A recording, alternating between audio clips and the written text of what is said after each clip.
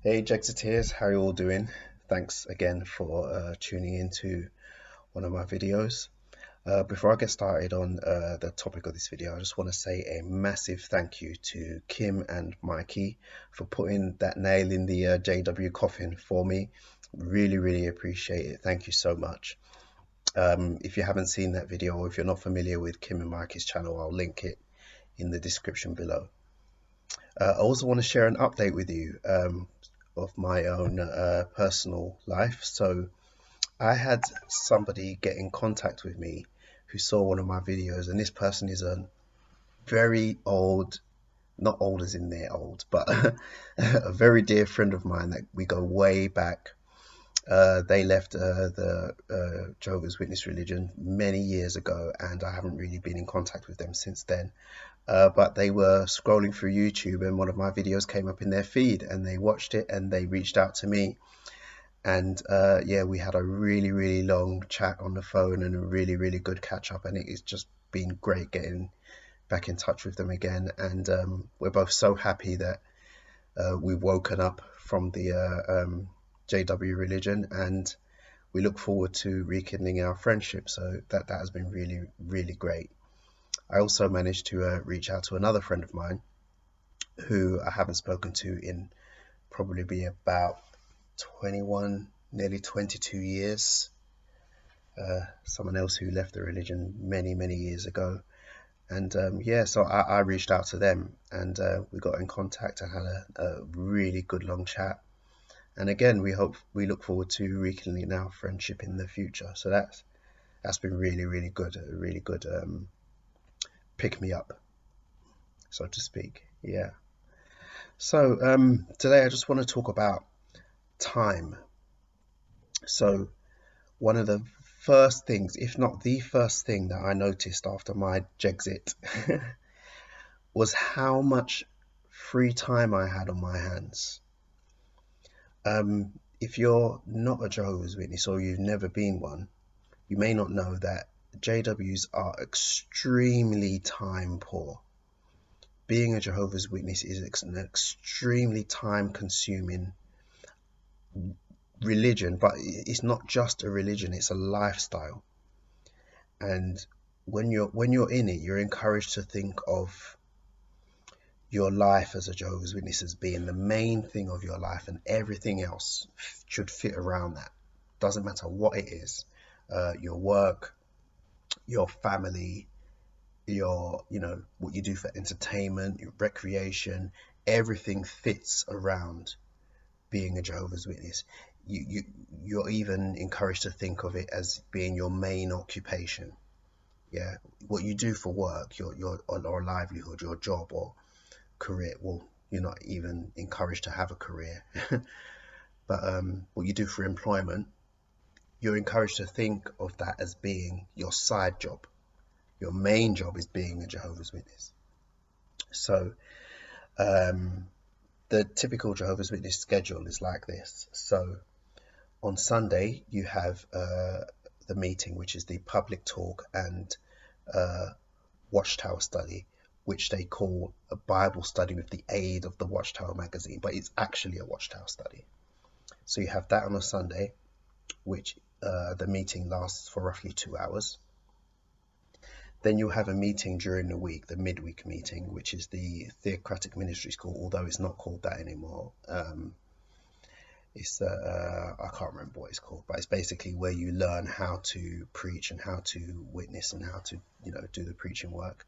So you have that meeting during the week, and on the same night you'll also have which isn't called the book study anymore, it's called the congregation Bible study with the aid of one of the organization's books. So that's roughly 2 hours, or maybe an hour and 3/4 during the week. So those are the two days during the week when you go to the Kingdom Hall. But there's a third meeting which you're supposed to have at home, which is called a family worship. If you're a single person and you don't have a family, you live alone, you still have to do it. But if you do have a family, especially if you're a family head, you have to prepare in advance for that. So Typically, it will be about 1 hour if you're, going through one of the organization's publications or books, or you might watch one of the broadcasts, which is probably going to be about an hour and a half. Excuse me. Or you can prepare something that's more directed towards the needs of the family. So that requires preparation. So you're looking at, I'll just be conservative and say 2 hours there. So 2 hours on a Sunday, 2 hours on one day during the week, 2 hours on another day during the week. Okay, so that's 6 hours. The midweek ones, if you go to work, you're doing that when you get home from work, all right? And then there's ministry or field service on the weekend. If you're a good Jehovah's Witness, you go out on both weekend days. So that's Saturday morning and Sunday morning, or it could be the afternoon. But, if you're doing the bare minimum, then you'll just do it on a Saturday morning. Okay. And for the other meetings as well, the meetings that go on at the Kingdom Hall, you have to prepare for those in advance as well.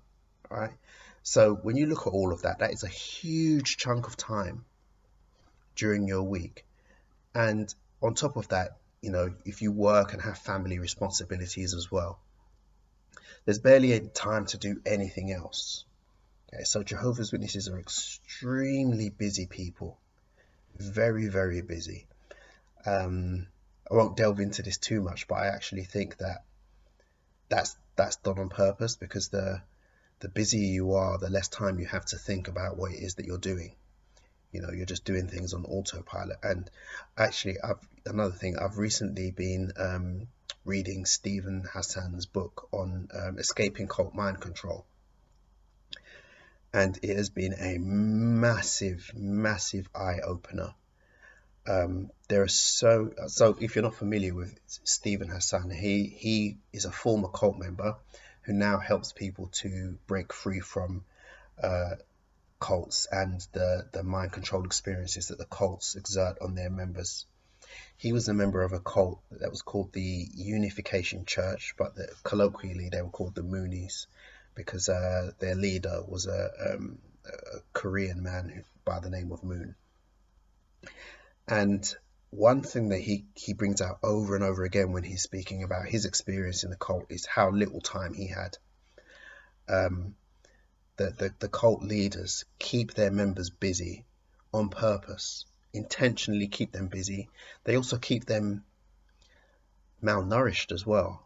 They were very sleep deprived, time deprived, and deprived of food, all in an effort to exert control over them, so that they were just doing what they were told to do.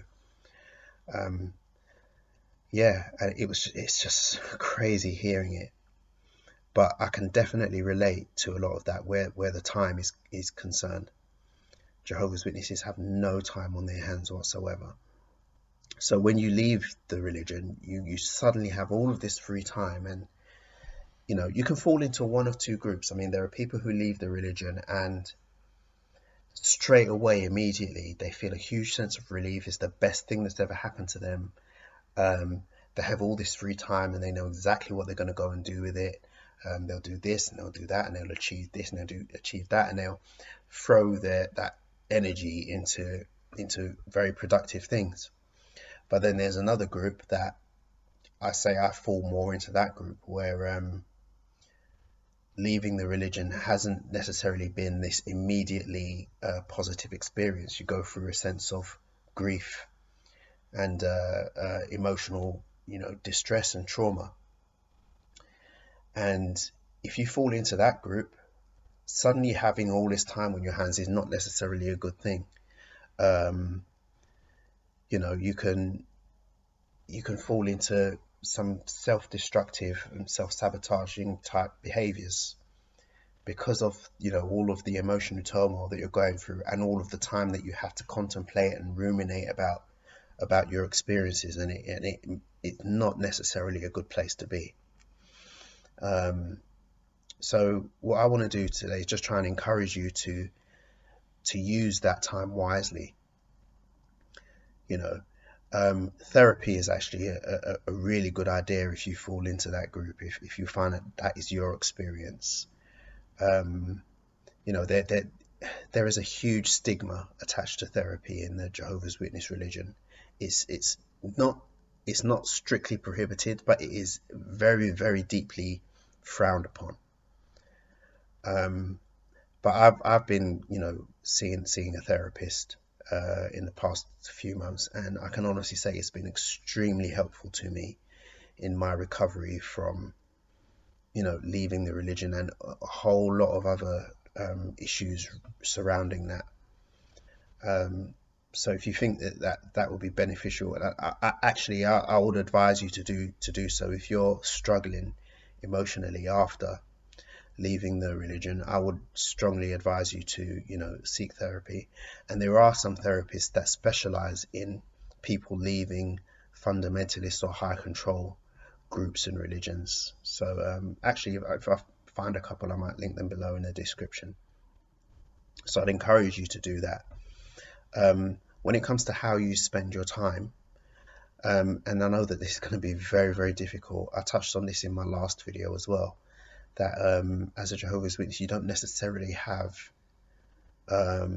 goals or ambitions outside of the religion. So you might not actually know what you want to do with your life. And that can be extremely daunting.